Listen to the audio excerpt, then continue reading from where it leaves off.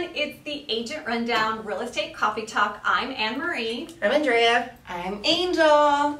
And we wanted to touch base today on something that we talked about our very first coffee talk, which is...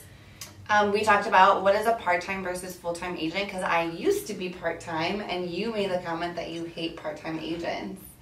And hate's a strong word, but yeah. It kind of hurt my heart for a second, but like I feel it 1,000%, especially now that I'm a full-time agent. So we wanted to touch base on what that means and why you should be concerned with the topic when it comes to someone representing you. And I think you need to ask the question when you're interviewing agents, whether they're representing you in the buy side or whether they're representing you in the sell side. It's a question that you really need to ask. Are you a full-time agent? Yeah, because I mean, even if you think about the most basic sense, someone that's working like a 40 to 50 hour work week in another career is not going to be able to give you the same 40 to 50 hours that a real estate that's full-time in their career can give you when it comes to searching for properties, creative ways, door knocking, finding you the right property, helping you sell your property. It doesn't matter the amount of work. Like right now I have tons of buyers and not enough inventory, and because I'm full-time, I'm able to go try to use the creative avenues and door knock to be able to find properties that are not even listed on the market for those clients that someone wouldn't be able to do if they had a full-time career.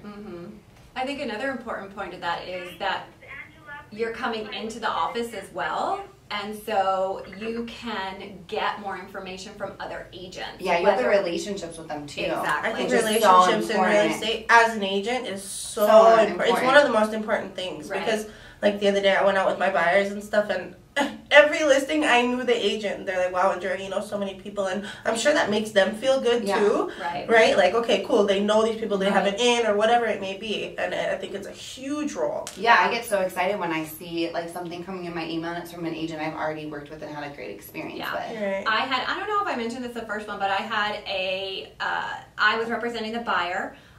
And my buyer put in an offer that was under asking. It was a multiple counter situation, which we're still in right now. And the agent physically called me and said, the only reason that you're getting this is because even though your buyer's offer was not strong enough, I've worked with you before. I've worked with you before, and I know that this buyer, you would not work with a buyer that wasn't pre-qualified, that wasn't good. So it's because of our relationship. And them knowing who you are too. Knowing that you can close the deal, knowing you're a good negotiator. Another thing that I want to talk about is like, if you're a part-time agent, you know, respect, you know, everybody does their own thing. Everyone has a hustle, I get it. Yeah, but in terms of the best representation for you as a seller or buyer is, if you're not full-time, are you fully up to date on all the new forms, the new laws, the regulations, the disclosures, or the skills that, like, even you, Anne-Marie, like, you've been in this business 15 plus years, you're still teaching yourself, you're still educating yourself on sharpening those skills and making sure that everything that you do is positive, will have a positive impact for your clients, and if you're not doing this every day, you're like a dull knife. You know what I mean? Instead of having like a Gordon Ramsay nice little sharp knife. You know, I love him, you guys. I love Gordon Ramsay and his masterclass. Shout out Gordon Ramsay. No, seriously, yesterday Anne-Marie and I went to this real estate seminar, and we both learned something like so much. Like, I mean, so many things, but there was one that we both looked at each other and we're like, oh, I didn't know that. And we're like, I'm so glad that we learned that. So glad. Yeah. It's very important. And going back to what Andrea said, I think a lot of times those part-time agents, and it's really sometimes a full-time agent too, they get something we call commission breath, where it's, you know what, I need to put gas in my car, I need to pay my mortgage, I have to pay the credit card bill, or they're going to cut, you know, and when an agent is going into, again, whether buy or sell with commission breath, they're not looking out for your best interest. Anyone that's trying to make sure a deal happens out of desperation, it's never going to have a good ending. Never. Speaking about desperation, and I think I had mentioned this in the first video, but a little data fact, there's 1.5 million realtors in America right now. 50% of them have not done one transaction, not one.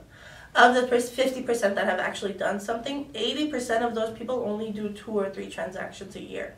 Average commission around this area, for example, could be what, $10,000? Yeah. If you're making $30,000 for an entire year, you know, to put you have to food have on the table for your family, that's it's not out of like prosperity, it's out of desperation. You know what I mean? So you're gonna make sure you do anything to make sure that the deal doesn't like cancel. even if it's to the detriment of your buyer Yes. or whatnot, because you're not thinking straight at that point. Right. Even if it's not something that you would want to do, in that moment you're like, fight or flight, my family needs food.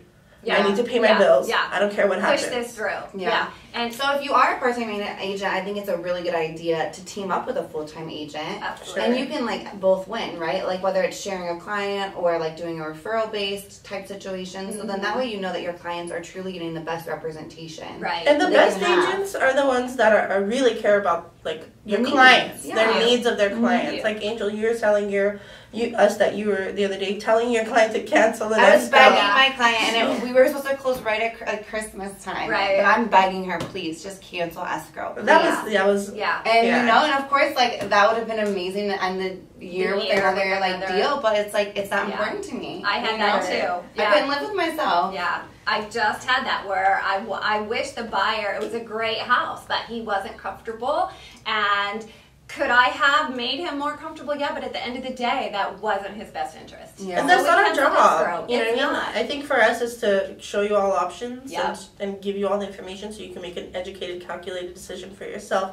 What's Right. best for you. Yeah. And I do want to say too, it can cost you thousands and thousands or more dollars Sure. if you have someone that's only able to show you properties on weekends, because what typically happens is then you have multiple counteroffers bidding each other on that Monday, right? Right. So like if you're able to get in there and you have someone that's aggressive enough to try to get you in there before and open has those escrow, connections and has those and- connections with and relationships with those real estate agents, you can even open escrow before the open house, Yeah. and then you avoid a multiple counteroffer bid. And not it can only save you a lot that, of like money. in terms of negotiation, if your agent's not good at negotiating for you, yeah, a full-time agent like myself and a part-time agent can both help you close it, but at what cost? Yeah.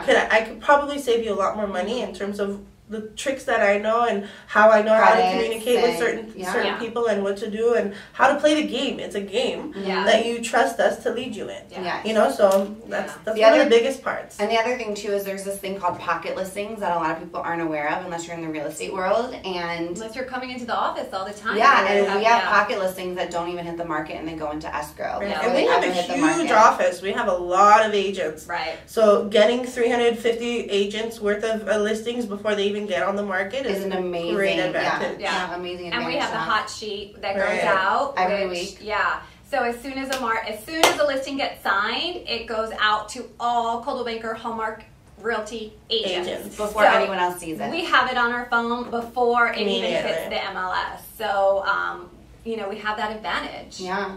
So, So I think the most important thing to take away too is like knowing someone's motivation why. If you have someone that you feel like maybe you want to use or ask the right questions, make sure that they've, done enough deals that they're, or if they haven't, that they're partnered with the right people in the Somebody. team to back them up to Yeah. be able Right. to help you facilitate that transaction and not lose out on a lot of time, and money. and Yeah. a lot of money and It stress really is money. that you can accumulate. Yeah. Okay. We'll see you next week, y'all. We already cut off